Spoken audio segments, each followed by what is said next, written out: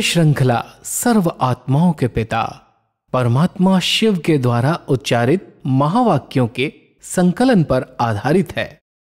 Om Shanti. Kollywood studio द्वारा प्रस्तुत अमूल्य रत्न में आप सभी का हार्दिक स्वागत है। कहते हैं, अहंकार करना नहीं, बहुत बड़ी ये भूल, धन वैभव के संग सब मिल जाता है धूल। वास्तव में देह अहंकार और सूक्ष्म अहम भाव ही मनुष्य आत्मा का सबसे मुख्य शत्रु है, जो जीवन में उसे प्रगति करने नहीं देता। और इसीलिए परमपिता परमात्मा मैं और मेरेपन के इन सूक्ष्म बंधनों से मुक्त होने की हमें सहज विधि सिखाते हैं। इस विधि को आज हम ईश्वरीय महावाक्यों द्वारा जानेंगे। महावाक्यों के स्पष्टीकरण के लिए हमारे मध्य हैं प्रजापिता ब्रह्मा कुमारीज ईश्वरीय विश्वविद्यालय के वरिष्ठ राजयोगी शिक्षक आदरणीय राजू भाई साहब। वैसे आपका आज के एपिसोड में बहुत बहुत स्वागत है। शांति। वैसे पिछले एपिसोड में हम बात कर रहे थे 21 अक्टूबर 2005 के महावाक्यों पर, जिसका टॉपिक था संपूर्ण और संपन्न बनने की डेट फिक्स कर, समय प्रमाण अब एवर रेडी बनो। महावाक्यों को आगे बढ़ाते हैं। परमात्मा हमसे कहते हैं कि वर्तमान समय आप सभी ब्राह्मण सो फरिश्ते आत्माओं को निमित्त भाव और निर्माण भाव, इन दोनों शब्दों को अंडरलाइन करना है। इसमें बॉडी कॉन्शियस का मैंपन खत्म हो जाएगा, मेरापन भी खत्म हो जाएगा। निमित्त हूँ और निर्माण स्वभाव, मैं और मेरेपन को खत्म करने की इस विधि को स्पष्ट करें। परमात्मा हम सब बच्चों को जो भी सेवाएं देते हैं, जो भी हमें सेवाएं मिली हुई हैं, उसमें निमित्त भाव, देने वाला दाता जिसने हमें इतना योग्य बनाया, जिसने मुझे कोई सेवा के लायक बनाया, उसने ये सेवा दी है। तो जब निमित्त भाव आता है तो नम्रता स्वतः आ जाती है, जिसको हम निर्माण भाव कहते हैं जी। मिलनसार भाव आ जाता है, सबको सम्मान देने का भाव आ जाता है, तो मैं और मेरा अपने आप समाप्त हो जाता है। तो परमात्मा हम सब बच्चों को कहते हैं, बच्चे अपने आप को निमित्त समझो और नम्रचित होकर के सबके साथ चलो। उससे आपके अंदर मैं और मेरा खत्म हो जाए, अहंकार नहीं आएगा। कभी ये नहीं आएगा मैं कर रहा हूँ, मेरी सबको सुननी चाहिए, मेरा बहुत अच्छा कार्य है। तो वो जो मैं और मेरा आता है, उससे आप मुक्त हो जाएंगे। परमात्मा इसलिए कहते हैं कि जितना निर्माण होते हैं ना, उतना मान मिलता है, क्योंकि जो निर्माण होता है वह सबका प्यारा बन जाता है, और जब प्यारा बन जाता है तो मान तो ऑटोमेटिकली मिलेगा। तो निमित्त और निर्माण भाव और भावना, शुभ भावना, सब निर्माण भाव हमें सम्मान दिलाता है। इसको थोड़ा स्पष्ट करें। जो बहुत निर्माणता से कोई कार्य करते हैं, जिनको जरा भी दिखावा या अहम भाव नहीं होता, उनको सबका प्यार मिलता है, मान मिलता है, अपने आप वो योग्य बनते जाते, क्योंकि निर्माणता ही योग्यता है सबसे बड़ी, जिसके आधार से व्यक्ति प्यार भी करता है और मान भी देता है। तो परमात्मा कहते हैं, इस गुण को अगर आपने जीवन में धारण कर लिया तो एक आप सम्माननीय व्यक्ति बन जाएंगे, आपको सबका सम्मान स्वतः प्राप्त होता रहेगा। परमात्मा आगे कहते हैं कि भाव और भावना दो चीजें होती हैं। तो निमित्त और निर्माण भाव और भावना, हर एक के प्रति शुभ भावना, शुभकामना। कैसा भी हो, आपका निमित्त निर्माण भाव और शुभ भावना वायुमंडल ऐसा बनाएगी जो सामने वाला भी वाइब्रेशन से बदल जाएगा। निमित्त भाव और शुभ भावना, शुभकामना, इसके इस बल को थोड़ा स्पष्ट करें। भाव और भावना, ये जो दो शब्द हैं, भाव परमात्मा अपने लिए कह रहे हैं कि अपना जो प्रैक्टिकल जीवन है उसके अंदर निमित्त भाव है, अपनी भावना नहीं, भाव है वो। और जब भाव, निमित्त भाव, निर्माण भाव हम अपने जीवन में धारण करते हैं जी, और सर्व आत्माओं के प्रति शुभ भावना रखते हैं, उस भावना दूसरे के प्रति रख रहे हैं, भाव अपने प्रति श्रेष्ठ है। तो जितना ऊंचा भाव है हमारा, उतनी हम सबको शुभ भावना से देखते हैं और शुभ भावना से उसे व्यवहार में आते हैं। तो वो अपने आप को सहज परिवर्तन कर सकते हैं, क्योंकि इससे वायुमंडल बहुत शक्तिशाली बन जाता है, कहने की जरूरत नहीं पड़ती है। जो निमित्त हैं, निमित्त भाव से कार्य कर रहे हैं और बहुत अच्छी भावनाएं रखते हैं, उससे उस स्थान का वायुमंडल बहुत शक्तिशाली हो जाता है। इसलिए सामने वाली आत्मा को आप कुछ कहो या न कहो, उस वायुमंडल में आकर के उसकी वृत्तियां उस वाइब्रेशन से चेंज हो जाती हैं। परमात्मा के कहते हैं कि कई बच्चे रूह रिहान करते हैं ना, तो कहते हैं हमने 1 मास से शुभ भावना रखी, वह बदलता ही नहीं है, फिर थक जाते हैं, दिल शिकस्त हो जाते हैं। अभी उस बेचारे की जो वृत्ति है या दृष्टि है वह है ही पत्थर जैसी, उसमें थोड़ा तो टाइम लगेगा ना। सब ऐसा अक्सर होता है कि किसी आत्मा के प्रति हम शुभ भावनाएं रखते हैं परंतु वो परिवर्तन ही नहीं होता। कई आती हैं माताएं बहुत भोली भोली, कहती हमने 21 दिन तक शुभ भावना रखी लेकिन जरा भी उसमें परिवर्तन नहीं आया, तो कारण क्या है? परमात्मा कहता वो तो उनकी दृष्टि, उनकी वृत्ति है ही पत्थर के समान। आपकी भावनाएं इतनी जल्दी वहां नहीं पहुंच रही, लेकिन आप थको नहीं। आप पहले अपना निमित्त भाव बनाओ कि मैं निमित्त हूँ, और उस भाव के आधार से अपनी शुभ भावना का वायुमंडल बना दो। तो वो वायुमंडल में आते ही वो आत्मा धीरे धीरे अनुभव करेगी कि यहाँ का वायुमंडल बड़ा अच्छा है। वो वायुमंडल उसकी वृत्तियों को अपने आप परिवर्तन कर देंगे। हम बोल करके या इधर उधर वर्णन करके कि ये बदल जाए, तो वो सुनता है तो और ही कठोर हो जाता है, कहता ठीक है कैसे बदल जाएंगे हम। तो इसलिए परमात्मा ये विधियाँ बताते हैं। अगर हम किसी को परिवर्तन करना चाहते हैं तो अपनी भावनाओं को बहुत शुभ बना लें। अच्छा ये बदलेगा, ये बाबा इसको बदल देगा, इसको परमात्मा का वर्षा लेना ही है, एक न एक दिन बदलेगा। थके नहीं, अपनी शुभ भावनाएं रखते चलें और निमित्त भाव और नम्रता के साथ उनसे व्यवहार में आए। परमात्मा के कहते हैं कि अगर आप दिल शिकस्त हो गए तो वह पावरफुल हुआ जो उसने आपको बदल लिया। आप अपने समान की सीट क्यों छोड़ते हो? वेस्ट थॉट्स भी नहीं उठना चाहिए। क्यों कहा, और वेस्ट थॉट्स का दरवाज़ा खुला, वह दरवाज़ा बंद बहुत मुश्किल होता है।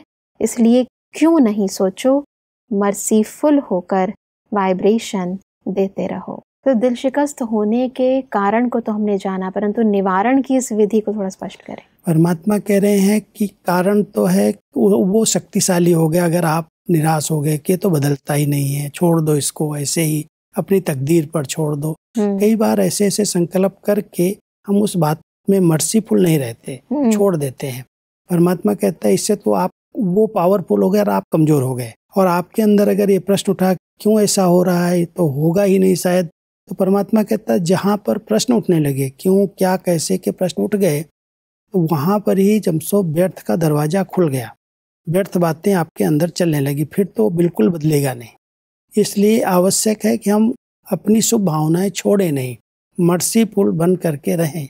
एक न एक दिन उसको बदलना ही है। ये शुभ भावना तो हम सदा रह सकते हैं, चलो आज नहीं बदला कल बदलेगा, जरूर कोई ना कोई इसको चांस आएगा, कोई समय आएगा, बदल जाएगा।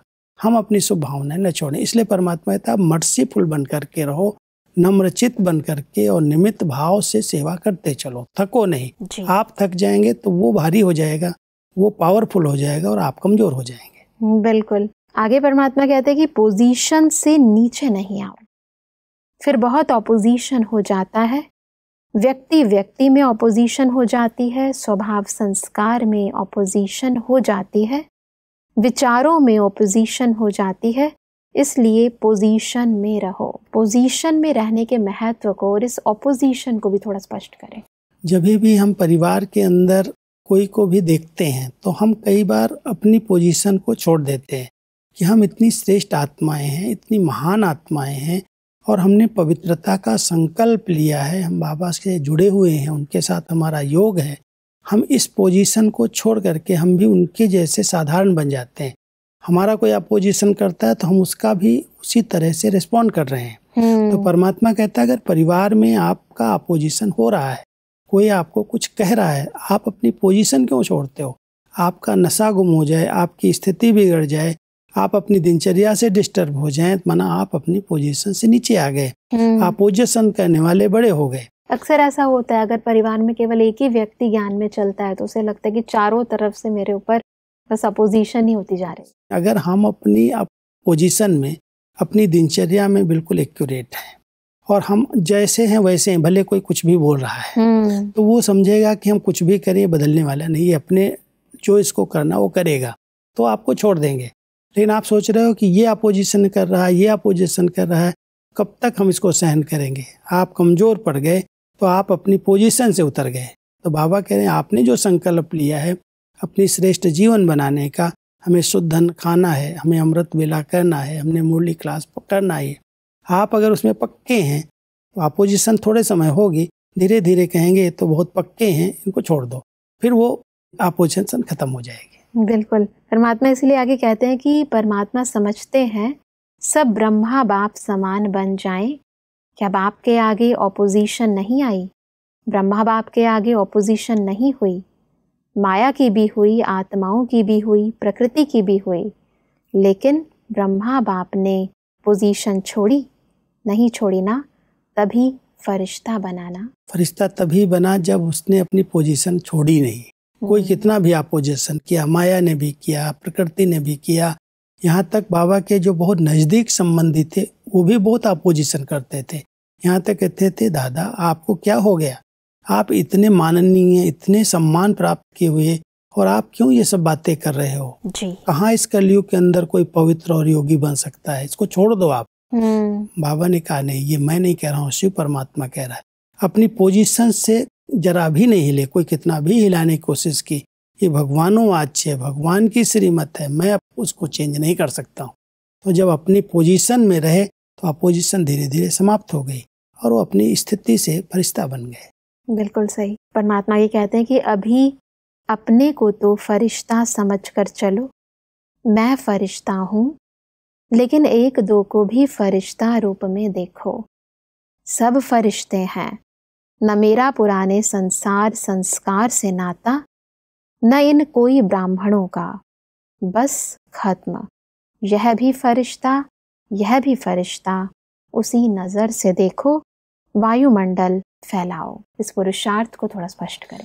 जब हम अपने फरिश्ते स्वरूप में रहते हैं तो कहते हैं जैसी दृष्टि है वैसी उसके लिए सृष्टि बन जाती है जी।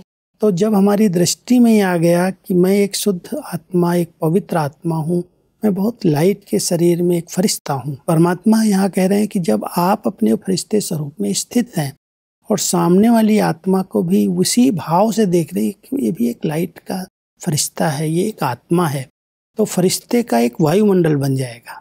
वो जो नेगेटिव वायुमंडल है, बॉडी कॉन्शियस वाला वायुमंडल है, वो चेंज हो जाएगा। अगर हमारी भावनाएं सबके प्रति यही आ जाएं, ये सब फरिश्ते हैं, बिल्कुल, ये सब इस सृष्टि में पार्ट बजाने वाली आत्माएं हैं, अपना अपना खेल खेलने के लिए आई हैं।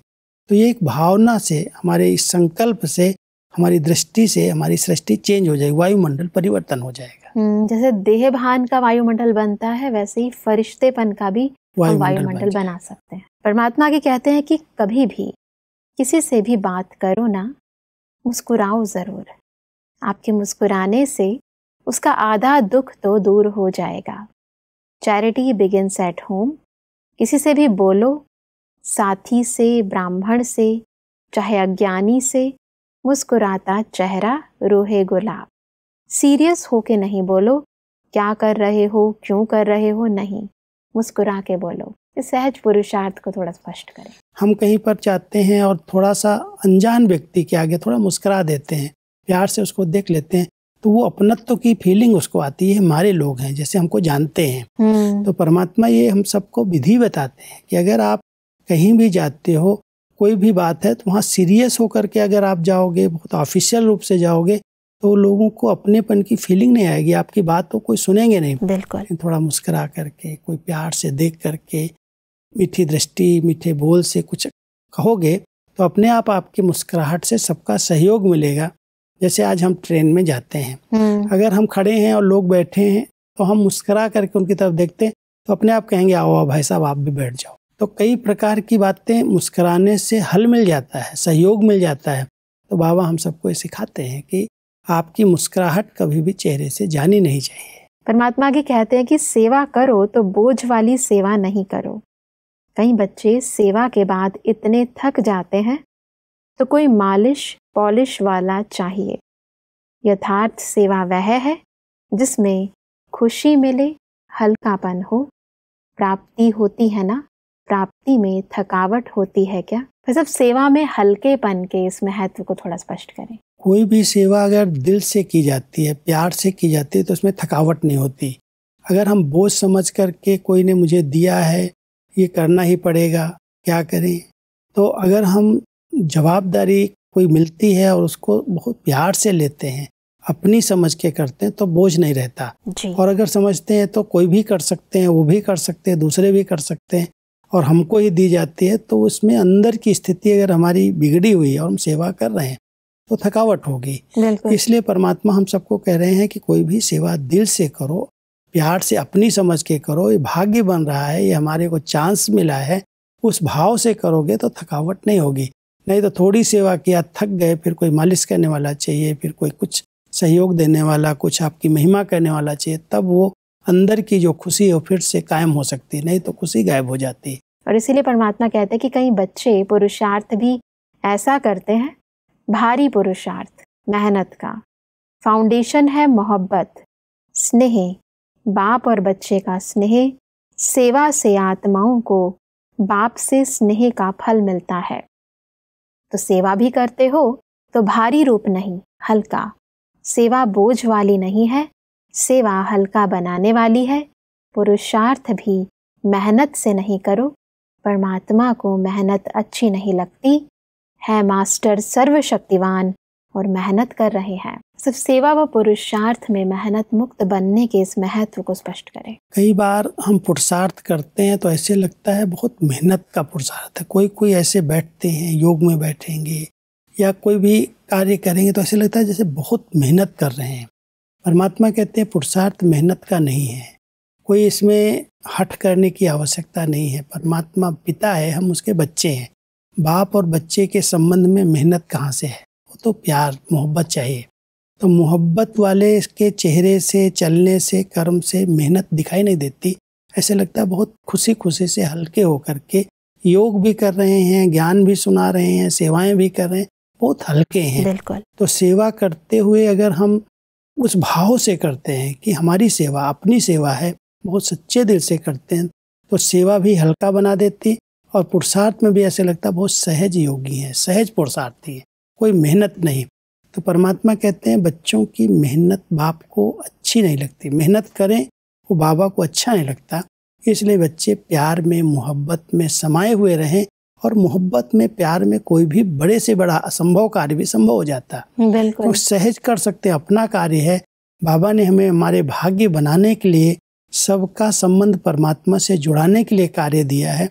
तो बहुत सहज रीति से उस पुरुषार्थ को भी करते और सेवाओं को भी करते, हमारी स्थिति भी अच्छी रहती है, थकावट भी नहीं होती, और करें और उमंग उत्साह बढ़ता जाता है। बिल्कुल, सेवा से तो और ही अधिक प्राप्ति और दुआएं प्राप्त होती हैं। आगे बढ़ते हैं तो परमात्मा टीचर से बात करते हुए कहते हैं कि सभी जो भी टीचर्स निमित्त बैठे हैं, वह जितनी VIP का अटेंशन रखते हो उतनी स्टूडेंट की पालना का भी रखो।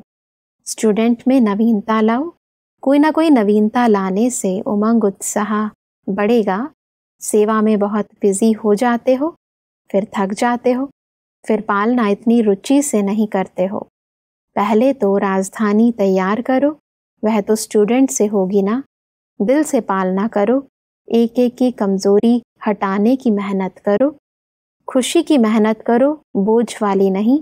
क्योंकि क्लास के स्टूडेंट जितना ज़्यादा बढ़ेंगे उतनी राजधानी जल्दी तैयार होगी। स्टूडेंट्स की पालना का जो महत्व है, इसको थोड़ा स्पष्ट करें। कई स्थानों पर हम देखते हैं केवल मुरली सुना दी जाती है। उनको स्टूडेंट जो आते हैं बड़ी रुचि से बाबा की क्लास में जो आते हैं, अगर उनको कुछ न कुछ नवीनता मिलती है, कुछ न कुछ पुरुषार्थ के लिए हम नई पॉइंट्स देते हैं, कुछ अच्छी टीचर्स चिंतन करके उनको वर्कशॉप देती हैं, उनके क्वेश्चन आंसर करती हैं, पेपर लेती हैं, तो उनमें नवीनता आती है। तो परमात्मा कह रहे हैं कि आप VIP सेवा में या बाहर की सेवा में इतने बिजी नहीं हो जाओ जो स्टूडेंट की पालना न हो, उनका उमंग उत्साह धीरे धीरे कम हो जाए।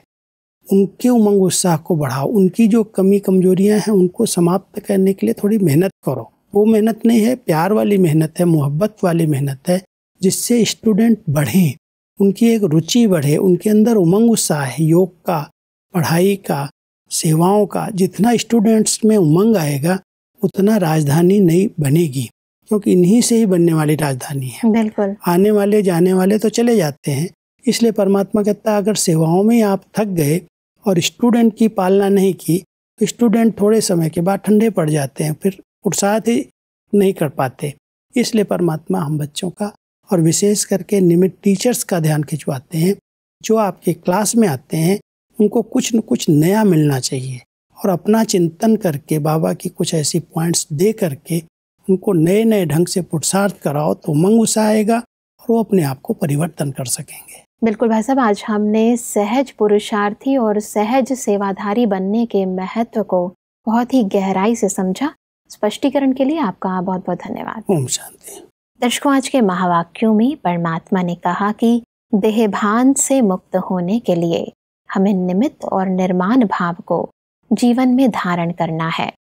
परमात्मा ने कहा कि चाहे कितनी भी ऑपोजिशन हो, परंतु हमें ब्रह्मा बाबा के समान सदा अपनी श्रेष्ठ पोजीशन पर स्थित रहना है। परमात्मा ने कहा कि हमें हल्केपन और स्नेह से ईश्वरीय सेवा और पुरुषार्थ करना है, बोझ व मेहनत वाला नहीं। दर्शकों, आज के महावाक्यों से संबंधित यदि आपके मन में कोई भी प्रश्न है तो आप हमें ईमेल कर सकते हैं। हमारा ईमेल आईडी है amulyaratna@godlywoodstudio.org।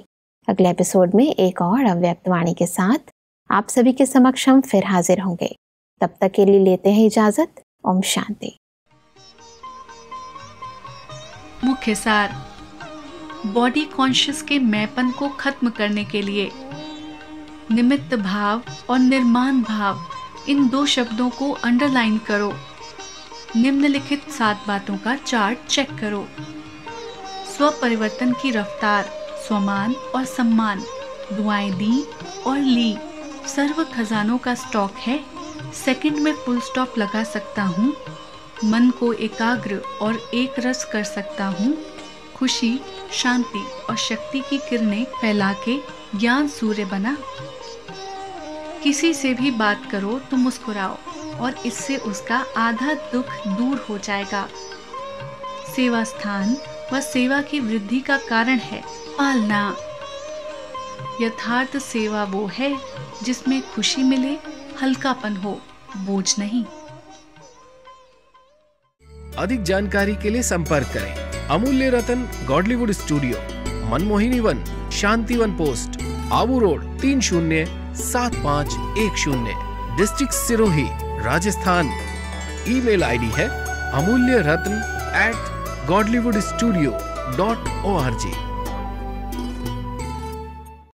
इस श्रृंखला को प्रजापिता ब्रह्मा कुमारीज ईश्वरीय विश्वविद्यालय के सेवा केंद्रों पर क्लास में नियमित रूप से चलाने के लिए गॉडलीवुड स्टूडियो से संपर्क करें।